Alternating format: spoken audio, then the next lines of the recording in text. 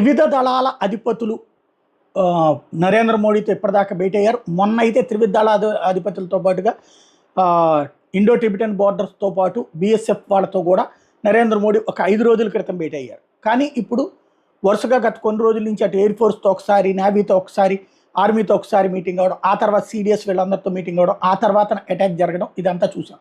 అయితే ఇప్పుడు ఓ పక్కన సరిహద్దుల్లో ఉద్రిక్తతల మధ్యన బీఎస్ఎఫ్కి సంబంధించినటువంటి డీజీ దల్జీత్ సింగ్ చౌదరితో గంట పాటు నరేంద్ర మోడీ సమావేశం కావడం, అదే సందర్భంలో సరిహద్దుల్లో ఉన్నటువంటి పూంచ్, రాజౌరి అట్లాంటి సెక్టార్స్లో ఉన్నటువంటి సాధారణ ప్రజలను అక్కడి నుంచి తరలించడం ఇది చూస్తుంటే ఇది ఫ్లేరప్ అవుతుందన్నటువంటి అనుమానాలు వ్యక్తమవుతున్నాయి. అందుకోసమనినే ఎస్పెషల్లీ ఆ బోర్డర్లోకి చొరబడేటటువంటి ప్రయత్నం జరగచ్చు అన్నటువంటి అనుమానం ఉంది. కాబట్టినే బంగ్లాదేశ్ నుంచి ఆ రూట్లో నుంచి తీసుకొచ్చేటటువంటి అవకాశం ఉంటుంది.